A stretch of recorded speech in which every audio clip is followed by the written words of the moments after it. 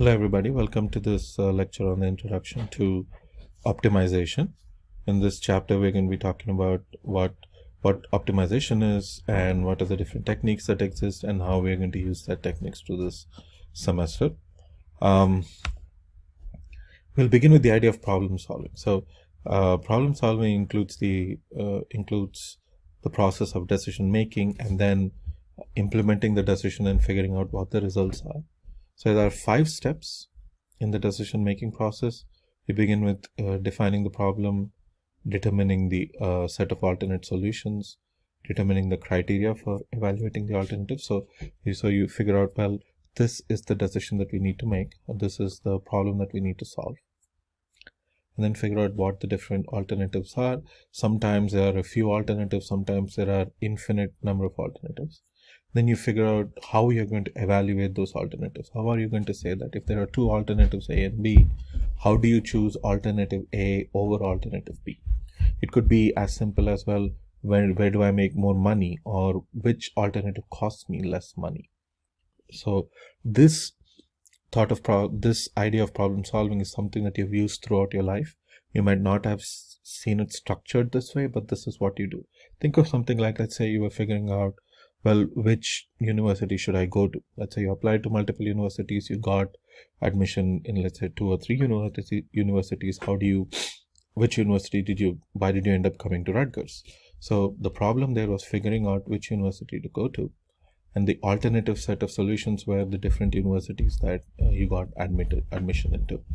Then you determine the criteria for evaluating the alternative. So it could be, well, which program costs less, or where am I getting financial aid, or it could be which of these programs is most likely to get me a job. So you figure out what your criteria for evaluating alternatives is, and then using that criteria, you evaluate the alternatives and choose one of those alternatives, that is, make a decision. Now, in the business context, once you make the decision, you implement the decision and then you evaluate the results. So let's say that maybe Rutgers is not the first university you chose. Maybe you went to a different university, you did not have a good experience, so you implemented that alternative.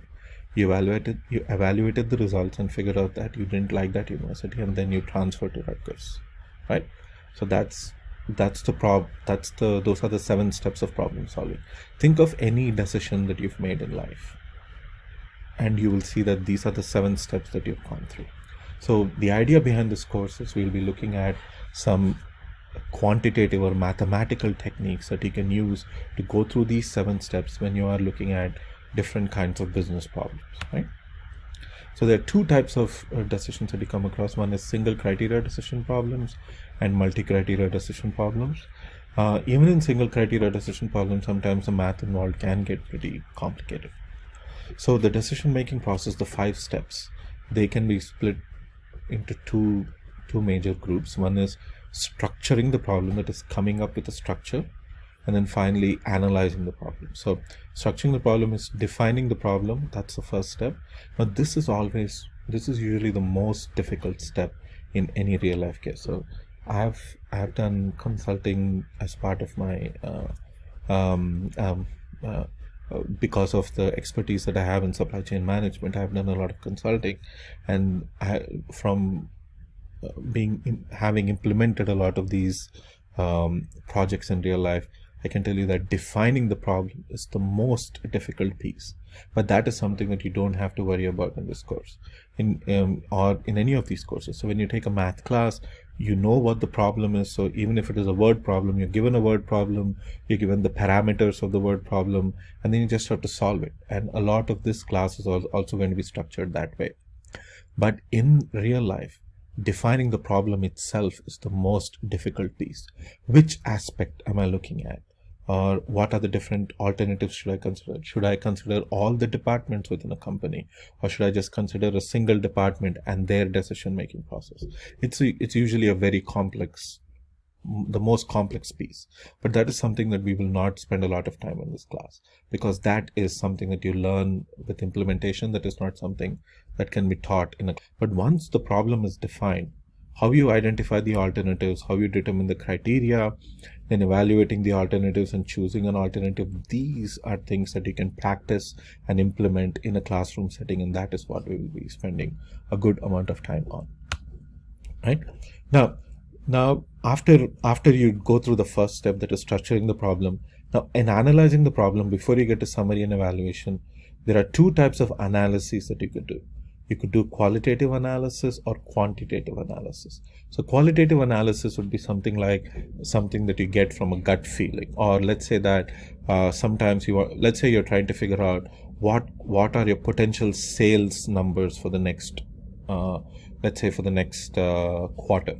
Now, one way to do it is you can use some of the mathematical forecasting techniques. You can implement those forecasting techniques and then figure out what the result is. Or the other way to do it is you have salespeople who go out and make these sales. So you call a sales conference and ask your sales managers how many what do you think the sales are going to be for the next week or for the next month or even for the next quarter.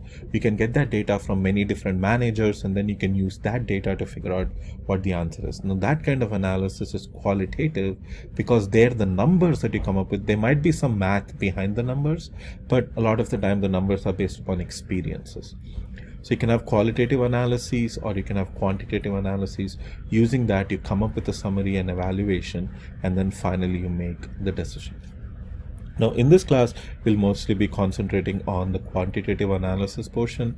We are not going to be looking at qualitative analysis because, again, that comes from experience and not something that you can readily implement a mathematical technique towards. All right? Now, we'll be calling the best solution as the optimal solution. Now, every problem that you come across, you will have some constraints in the problem. Now, we will define constraints and objectives and all of that in more detail in class when we introduce linear programming next week. But there are always constraints to real life problems. So you have limited amount of material, you have limited amount of money, you have limited amount of time. So usually there are always constraints. Now, if the solution that you come up with does not satisfy those constraints, let's say you want to finish a project in a month, but the best solution is to take 6 months to finish the project, then that solution is infeasible because, well, it doesn't satisfy all your constraints. So your best constraint, you're looking for a feasible solution or looking for the best solution that is within the feasible set of solutions, right? That's what you're looking for. Again, we'll define more of this in next week. All right, so some of the most basic quantitative models arise from business and economic applications, which is the main thing that we are going to concentrate on. And many of the times the objective that you're going towards is either minimizing the cost of doing something or maximizing either the revenue or profit. So revenue for the accountants in class is gross profit, and profit is net profit. So in operations and in the management science parlance, revenue is the total amount of money that you make. Profit is the net amount of money that you make after you subtract all the costs and taxes and everything that go into it, right? So either maximizing your profits, maximizing revenues, or minimizing costs. These are the usual objectives that you come across, right? Now, the costs that you usually see, there are two types of costs. Again, this is something that you must have seen through many business classes. You have fixed cost and variable cost. Fixed cost is the portion of the total cost that does not depend upon how many units you produce or how many hours of service you perform or whatever you're doing. So it could be everything from manufacturing to, say, taking calls in a service center. There's always a fixed cost that's there, the rent for the service center and all of that. Then there is variable cost, obviously. So variable cost is dependent upon the number of units that you produce or the number of calls that you take or number of services that you perform. So let's take a simple example here and we look at the idea of break-even and what that is. Again, this is something that you must have seen in many business classes, but let's quickly go through the idea again. So Nolan Plastics produces a line of cell phone covers, and their best selling cover is called the Viper model. It's very slim, but it's also very durable. The product are produced in the same manufacturing lineup, and a setup cost is incurred every time there is a changeover. So there is a fixed setup cost. Suppose the setup cost is $3,000. So every time you set up the manufacturing line to produce the Viper, it costs you $3,000. Now, the reason you're setting it up is maybe, see, Viper is not the only model that you have. You have multiple models. So when you're building the Viper model, you have to set up the manufacturing system a certain way. And then if you're building a different model, you have to set it up a different way. So every time it gets set up a certain way, it costs you $3,000. Now, why does it cost a fixed amount of time to set up something? Because it could be like, maybe you have to change over some cartridge, and the cartridge costs a certain amount of money. Maybe you have to go in and clean out some fluid, or add some fuel to the machine or something like that. So there is a fixed amount of money that goes into the machine every time it is set up, and that does not depend upon how many Viper cell phone covers you are producing. Now, in addition, there is a variable cost of labor and material of $2 per unit produced. It's a fixed cost of $3,000 and a variable cost of $2. So the total cost will be the fixed cost plus variable cost times the number of units that you produce, so 2 times X. So simple equation for total cost. Now, the marginal cost is defined as the rate of change of the total cost. So here the marginal cost is $2. So that is, every time you produce an extra unit, how much more money are you going to spend? And that's usually the variable cost, and that's $2 here.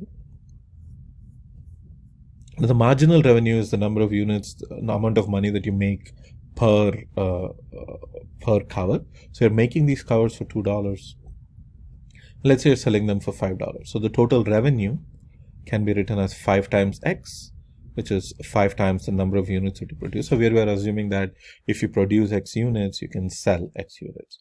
Now that's usually something that you can do for simple things like say cell phone covers. But if it is something more complex, like let's say a very expensive computer, you might not be able to sell every unit that you make. So everything is related, something to keep in mind. So the total profit, so the profit function, P as a function of X, is the revenue minus cost. So you take revenue, subtract the cost, and it gives you the profit function. The profit function is minus 3,000 plus 3 times X. So it was 5x minus 3,000. Yeah, so, simple equation here. So using this equation, we can determine the total profit associated with any production volume. So we say that if you produce, let's say, if you use this line to produce, let's say, 100 Viper covers, so you're going to make $300. So in this equation, it's going to be minus 3,000 plus 3 times 100. So it'll be 300. So it'll be negative 2,700. So if you only make 100 of these Viper covers, you're going to lose $27,000. So you're going to have a net loss of $2,700. But let's say that you make 1,000 of these. So let's say you make 10,000 of these. If you make 10,000 of these, it's going to be 30,000 minus 3,000, so 27,000. So if you only make 100 of these, you're going to lose $2,700. If you make 10,000 of these, you can make a profit of $27,000, right? So of course, there is in between, there is a break-even point where the total profit will be equal to the total cost, and you can calculate by setting profit equal to 0, and that will be 1,000 units. So if you produce 1,000 units, your total revenue is $5,000, and your total cost is also going to be 5,000 because with 3,000 plus 2 times 1,000. So total revenue minus cost is 0. So your profit is exactly 0. So your break-even point is 1,000 of these covers. So if you produce and sell more than 1,000 of these covers, then you can make a profit. If you do less than 1,000 covers, then you won't make a profit. And that is what this is showing. The more you make, the more profit you're going to make. So if you make less than 1,000, depending upon how many fewer units you produce, your loss is going to be larger. Simple. So simple calculation. Nothing really complicated here. So here, this is a simple example. So if I ask you the question, what is the best thing that you can do? What is the optimal solution in this case? So the optimal solution in this case is to make infinite number of covers, because if you make infinite number of covers, you're going to make infinite amounts of profit, right? But that doesn't make sense. In reality, that really doesn't make sense, because you cannot make infinite covers. Why? Because like I said, there are always constraints. There are constraints on labor, there's constraints on time, there's constraints on material, there are other constraints too, like maybe you have contracts. So there are so many constraints that go into it. But once you add all of those constraints, then the solution that you come up with, that's the optimal feasible solution. And that is what we are looking for. And we'll do more of this. So this is just a simple introduction to what optimization is. I wanted to keep the first week very light, very simple. So I'm going to post a small video up on Canvas. But next week, I'll be introducing you to the idea of linear programming, and that will be more detailed. And that's where when we get into the nitty-gritty of optimization. So there are multiple optimization techniques. So we'll be looking at linear programming. We'll be looking at integer programming. I don't think we'll have time to do network models and simulation, but we'll be looking at other models also. So we'll be looking at some top level decision making criteria and whatnot. So that's what we'll be covering through the semester, right? So right, I will. So this is the end of the first video. But this is the end of the video for introduction to optimization. I will all see you next week in the next video. In the meantime, if you have any questions, please feel free to email me or talk to me. I will be available during the synchronous session. So please attend the synchronous session. We can get to know each other. I'm not going to be doing any problem solving this synchronous session because this is very simple stuff. So I'm not going to be doing much, but we can, if you come to the synchronous session, we can have a informal discussion about what you can expect in this class and whatnot. All right. Take care.